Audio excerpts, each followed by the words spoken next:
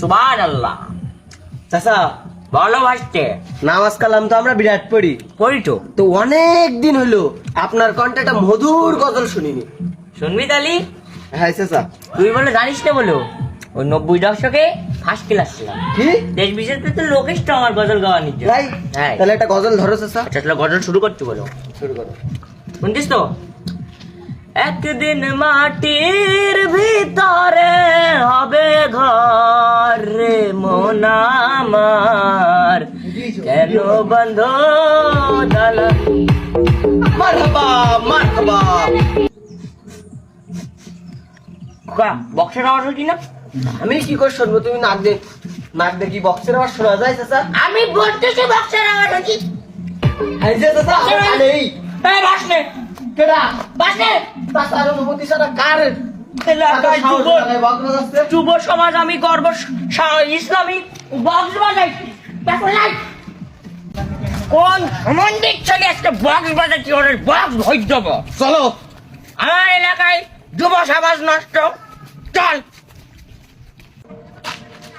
চাচা এইবারে এবার দে ওই না চলো। তো বড় এই আস্তে আস্তে ও কিছু না দাঁড়া দেখছিস আমি।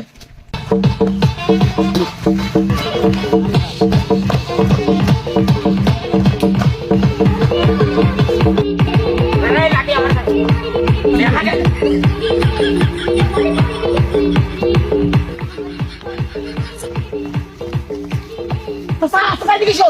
কি করতে চাও কি তুমি? বয়সকালে একটু এরকম ছিলাম তো। গানের কথা দেখি না, গান একটু পিছাট করে দে।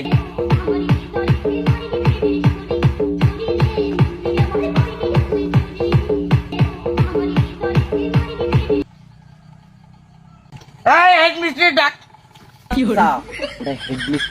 ডাইকোরেটর হবে। ওরে ডাক। এই এখানে ডাইকোরেটর কে দিগাই? গান বাজাতি না, গান বাজাতি যুব সমাজ নষ্ট। কার বলি গান বাজাতি? এই কার বলি গান বাজাচ্ছি?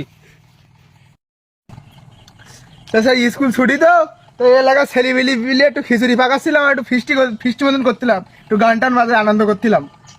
তো তুমি মেনলি কেন আমার? ওরে জানো আরে আমার ধর আমার ধর ছুটি দিয়েছে ছেলেমিলি বাড়ি বসে তসবি গুনবে।